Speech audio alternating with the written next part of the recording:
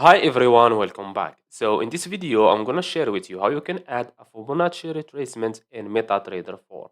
So just follow me and follow the steps. It's so easy and simple. So first of all, open your MetaTrader 4, then go to this bar right here and choose this icon right here. So this is for the Fibonacci. So click on it just one time, then go and place your cursor wherever you want. So let's say I want to place my Fibonacci here.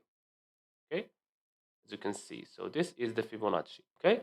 Now let's say you want to change these levels right here. So all you have to do is click on your Fibonacci until you see these three dots.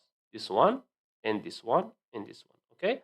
After that, right click, then click on this one, properties, then go to levels, and as you can see here, these are the levels. So let's say, for example, I want to add a level. All you have to do is go and click on add, and here you can type your levels.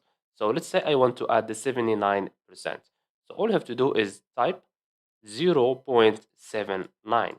Okay, 79. If you want to add something like 150%, you have to type 1.5.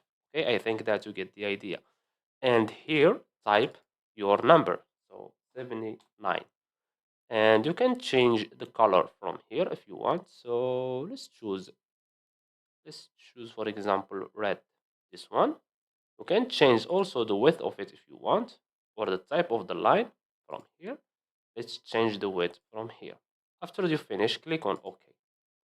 And as you can see here, we've added the 79% level. Let's say, for example, you want to delete a level. All you have to do is click on it again until you see these dots.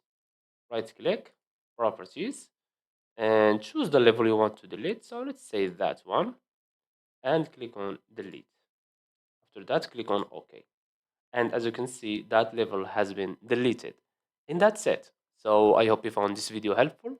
Don't forget to give us a like and subscribe. Thanks for watching, and see you on the next one.